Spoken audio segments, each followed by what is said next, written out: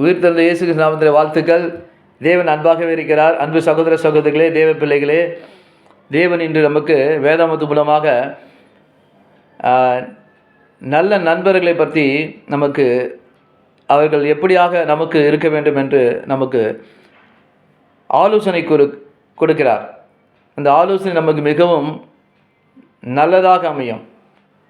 அது நமக்கு மிகவும் நம்மளுடைய ஆவிக்குரிய வாழ்க்கையில், நம்மளுடைய தின வாழ்க்கையில், நம்ம வாழ்க்கையின் ஓட்டத்தில் நம் வெற்றி பெற ஒரு வெற்றியுள்ள ஒரு கிறிஸ்துவ வாழ்க்கை, நல்ல ஒரு ஜெய எடுக்கிற வாழ்க்கை வாழ்ந்து நம் நிம்மதியாக இருக்கணுன்றதுக்காக இந்த வசனத்தை தேவன் நமக்கு வழங்கியிருக்கிறார். வேதாகமத்தில் யோவான் 15ஆம் அதிகாரம் 14-15 வசனங்களை படிக்கும் பொழுது, ஒருவன் தன் சிநேகிதருக்காக தன் ஜீவனை கொடுக்கிற அன்பிலும் அதிகமான அன்பு ஒருவனிடத்தும் இல்லை. பாருங்க, தன் ஜீவனையே ஒருத்தன் தன் நண்பனுக்காக கொடுக்குறானா. அப்படிப்பட்ட அன்பு இன்று நம்மிடம், நம் சகோதர சகோதரிகளிடம், அதாவது மிக முக்கியமாக யாரை சொல்கிறேன்னா சகோதர சகோதரி என்று நம்முடைய இதை பார்த்து கொண்டிருக்க உங்கள் வாழ்க்கையில் உங்களுக்கு சகோதரர்கள், அதாவது ஃப்ரெண்ட்ஸ் இருப்பாங்கள, நல்ல ஃப்ரெண்ட்ஸுங்க, தோழர்கள் தோழிகள் இருப்பாங்களே, அவர்களுக்காக சொல்கிறேன். அவர்கள் உங்களோடும் எப்போதும் ஐக்கியமாக இருக்காங்களே, நீங்களும் அவர்களோட ஐக்கியமாக உண்மையாக இருக்கீங்களே, உங்களுக்கு உண்மையாக இருக்காங்களே. சரி, உங்கள் வாழ்க்கையை நல்ல ஓட்டம் ஓடுகிறீர்களா?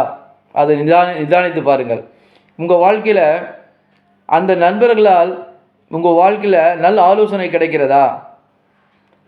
நீங்கள் தேவை பொழுது நாம் ஜெபிப்போம் என்று நீங்கள் ஒன்று கூடி ஜெபிக்கிறீங்களா?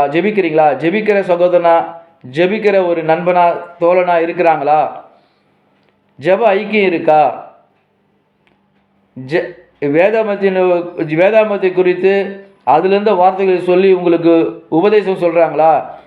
நம்ம இப்படி வாழணும், இப்படி நம்ம ஃப்ரெண்ட்ஷிப் இருக்கணும், இதை நீ செய், இதை செஞ்சால் நீ வாழ்க்கையில் நல்லா இருப்ப, இதை செஞ்சினா உனக்கு இக்கட்டும் வராது, எந்த கெடுதலும் வராது அப்படின்னு சொல்கிறவங்க இருக்காங்களா? யோசித்து பாருங்கள். உங்கள் வாழ்க்கையிலேயே ரொம்ப நாளாக உங்கள் கூடயே இருப்பாங்க, ரொம்ப வருஷமாக உங்களுடைய ஐக்கியமாக இருப்பாங்க. ஆனால் அவங்களால உங்களுக்கு நல்லா நடந்திருக்கா? பாருங்கள். நான் ஃப்ரெண்ட்ஷிப்பை தப்பாக சொல்லலை, உங்கள் நன்மைக்காக ஆவிக்குரிய ஆலோசனைக்காக சொல்கிறேன். நீங்கள் வாழ்க்கையில் உறுதிப்பட்டு இருக்கிறதுக்காக. அந்த நல்ல நண்பர்களால் உங்கள் வாழ்க்கையில் நல்ல நல்ல முன்னேற்றங்கள் நடந்திருக்கா? உங்கள் வாழ்க்கையில் இன்னும் நீங்கள் அப்படியே தான் இருக்கீங்களா? உங்கள் வாழ்க்கையில் ஒரு முன்னேற்றம் இல்லையா? நீங்கள் நினைக்காத காரியங்கள், நினைக்காத யோசிக்காத காரியங்கள், வேதனைப்படுத்துகிற சம்பவங்கள் உங்கள் வாழ்க்கையில் நடந்திருக்கா? அவங்க இன்னும் உங்களோட இருந்து கொண்டு இருக்கிறாங்களா? அப்போ நீங்கள் எச்சரிக்கையாக இருங்க.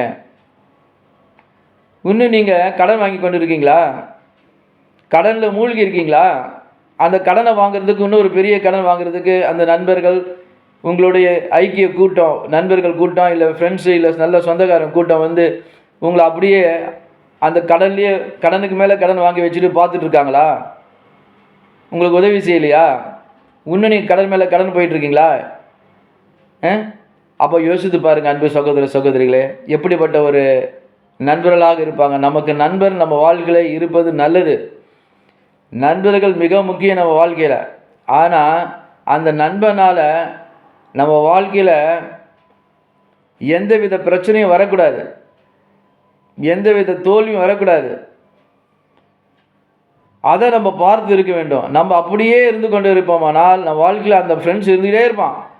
நீங்கள் நினைப்பீங்க, ஐயோ நல்ல நண்பன் என் வாழ்க்கையில் எப்பயுமே என்னோட கூட இருப்பான், நான் எது கூப்பிட்டாலும் வந்துடுவான், என் நல்லதுலேயும் கெட்டதுலையும் எப்பயுமே என் கூடயே இருப்பான், குடும்பத்தோடயே இருப்பான், ஐக்கியமாக இருப்பான். சரி, ரொம்ப சந்தோஷம். அதனால் உங்களுக்கு என்ன நடந்தது? இன்னும் நீங்கள் அடுத்த லெவல் போகாமல், நீங்கள் ஒரு வேளை கவர்மெண்ட்டில் கூட ஒர்க் பண்ணலாம், இல்லை நீங்கள் ப்ரைவேட்டில் பெரிய பொசிஷனில் இருக்கான், ஆனால் நீங்கள் கடனில் இருக்கீங்களா? இன்னும் நீங்கள் இன்னும் உங்கள் வாழ்க்கையில் உங்களுக்கு நல்ல நல்ல ஆசீர்வாதங்கள் வரலையா? முன்னேற்றம் தடை இருக்கா? உங்கள் ஆரோக்கியம் குறைஞ்சிருக்கா? இருக்கிற வியாதியெலாம் உங்களுக்கு வந்திருக்கா? பலவீனம்லாம் இருக்கா? அப்புறம் பாருங்கள், அந்த நண்பன் சொல்கிறாங்களா? அந்த நண்பர் சொல்கிறாரா, நல்லா நீ உடம்பை பார்த்துக்கோடா, எக்ஸசைஸ் போடா, ஜிம் போடா, இல்லை வாக்கிங் போடா, நல்லா மூச்சு பயிற்சி பண்ணு, இல்லை வேதாமத்தை தினைக்கும் படி, ஜெபம் பண்ணு, இல்லை நானும் சேர்ந்து ஜெபம் பண்ணலாம், முட்டி போட்டு ஜெபம் பண்ணலாம், ஆண்டவர்கிட்ட விண்ணப்பம் பண்ணலாம், கர்த்தரை நோக்கி நம்ம விசாரிப்போம் நம்ம வாழ்க்கையில் அப்படின்னு சொல்லி உங்களுக்கு தேவ ஆலோசனை, ஆவிக்குரிய ஆலோசனை கொடுக்குறவங்களா இருக்காங்களா? அப்படி இல்லைன்னா அந்த ஃப்ரெண்ட்ஸ் எதுக்கு உங்களுக்கு? நல்லா யோசித்து பாருங்கள். ரொம்ப வருஷம் ஆயிடுச்சுன்னா விட முடியாது சகோதர சகோதரிகளே. அவன் டக்குன்னு போக அவன் ஃப்ரெண்ட்ஸு நீங்கள் வேணான்னு நீங்கள் ஒதுக்குனா அது பெரிய பிரச்சனை ஆகிடும். முளையிலேயே கிள்ளிடணும். அப்படியும் வளர்ந்துருச்சுன்னா ரொம்ப வருஷம் ஆயிடுச்சுன்னா உங்கள் வாழ்க்கையில் நிறையா நீங்கள் பிரச்சனைகளை சந்திச்சிட்டீங்க, இக்கட்டுங்களை சந்திச்சிட்டீங்க, வேதனையோடு இருக்கீங்க, கடன் பிரச்சனைகள் மூழ்கி இருக்கீங்க, கடன் மேலே கடன் வாங்கிட்டு இருக்கீங்க. அது மட்டும் இல்லை, உங்களுக்கு நிம்மதி இழந்திருக்கீங்க. உங்கள் வாழ்க்கையில் ஏதோ சம்பவங்கள் நடந்துருச்சு, சொல்லக்கூட முடியல, பயமாக இருக்குது. ஆனால் அந்த நண்பன், அந்த ஒரு உறவு இன்னும் உங்களுக்கு தொடர்ந்து இருக்கா? அப்போ நீங்கள் அவரை கூப்பிட்டு சொல்லுங்கள், வாங்க வாப்பான்னு சொல்லுங்கள். நீங்கள் அவன் வந்து வா, ஜெபிக்கலாம் அப்படின்னு கைப்பிடி ஜெபிங்க. அவன் ஜெபிக்கிறாங்களா பாருங்கள், அவர் ஜெபிக்கிறாரா பாருங்கள், அந்த உறவுக்காரர் உங்களோட வந்து நின்று ஜெபிக்கிறாரா பாருங்கள். தொடர்ந்து ஜெபிங்க, வரும்போதெல்லாம் ஜெபிங்க, கைப்பிடிச்சி ஜெபிங்க. வாங்க கூடி ஜெபிக்கலாம், ஃபோனில் ஜெபிங்க. வெளியே போய்ட்டு எங்கே தனியாக இடத்துல 2 பேரும் சேர்ந்து ஜெபிக்கலான்னு சொல்லுங்கள் நண்பர்களோட. அவங்க அப்போ இருக்கிறாங்களா பார்க்குறாங்களா? ஜெபம் வல்லமையுள்ளது. ஜெபம் விசாரிக்கும். ஜெபம் நாம் இருதயத்துக்குள் போய் நம்மளை உருவாக்கும். ஏனென்றால் ஜெபிக்கிற நாம் சாதாரண ஊழியக்காரவோ மனுஷனாவோ பிரதர்ஸ் அண்ட் சிஸ்டர் இருக்கலாம். ஆனால் நாம் விண்ணப்பம் பண்ணிக்கிற, நாம் ஜெபிக்கிற தேவன், நாம் ஆராதிக்கிற தேவன் இன்னார் என்று நாம் அறிந்திருந்தால், அவர் நம்மை விசாரிக்கிறவர் என்று அறிந்திருந்தால், நம்மேல் கவனம் வைத்திருக்கிறார், கண்ணை வைத்து ஆலோசனை கொடுப்பாராம். அப்படிப்பட்ட தேவனை நாம் ஆராதித்து கொண்டிருக்கும் பொழுது, இப்படிப்பட்ட நேரங்களில் நீங்கள் ஜெபித்து பாருங்கள். நீங்கள் உங்கள் சகோதரிகள் இருந்தாலும், உங்கள் நண்பர்களாக இருந்தாலும், மிக முக்கியமாக நண்பர்கள், தோழர்கள், ஃபெலோஷிப், ஐக்கியம், அந்த ஐக்கியத்தில் நீங்கள் இருக்கும் பொழுது அவங்களோட கூடி ஜெபித்து பாருங்கள். ஒன்று அந்த நண்பர்கள், தோழர்கள், உறவுகள் உங்களை விட்டு போயிடும். ஏன்னா ஜெபம் செய்யும் போது ஆண்டவர் வந்துடுவார், ஆண்டவர் விசாரிப்பார், ஆண்டவர் நீதியை நிலைநாட்டுவார்.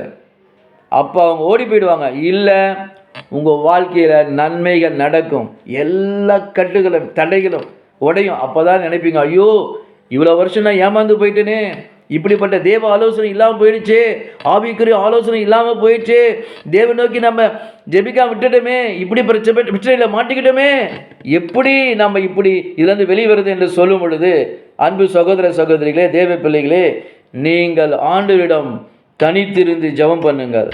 ஆண்டவரிடம் நீங்கள் உறவாடுங்கள். இப்படி நான் இருந்துட்டேன், என்னை மன்னிச்சிருங்க, எனக்கு தயவு செய்து உதவி செய்யுங்க, நான் இவர்களை நம்பி விட்டேன், அவர்கள் எனக்கு துணை இருப்பார்கள், என்னோடு எப்போ இருந்து கொண்டே இருக்கிறாங்களே, இவங்களுக்கு தான் என் வாழ்க்கையில் நன்மை நடக்குன்னு நான் யோசிக்காமல் இருந்துட்டேன், சிந்திக்காமல் இருந்துட்டேன், ஏன் நம்ம மைண்டு மங்கி போயிடுச்சு. அப்படி ஜெபிக்கும் பொழுது அழுது ஜெபிங்க, ஆண்டவரை துதித்து ஜெபிங்க, ஆண்டவரே எனக்கு விடுவிங்க, என்னை காப்பாற்றுங்க என்று ஆண்டவரை ஜெபிக்கும் பொழுது ஆண்டவர் கட்டாயம் உங்களை விடுவிப்பார்.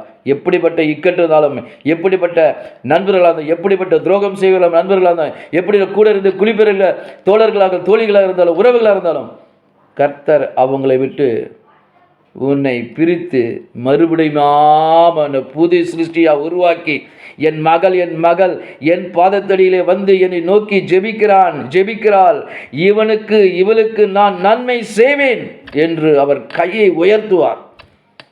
அப்பொழுது உங்கள் ஜெபம், உங்கள் அழுகை, உங்கள் விண்ணப்பம் அவருடைய சந்நிதிக்கு போய் பரிசுத்த ஆவியானவர் உங்களை விடுவித்து காத்துக்கொள்வார்.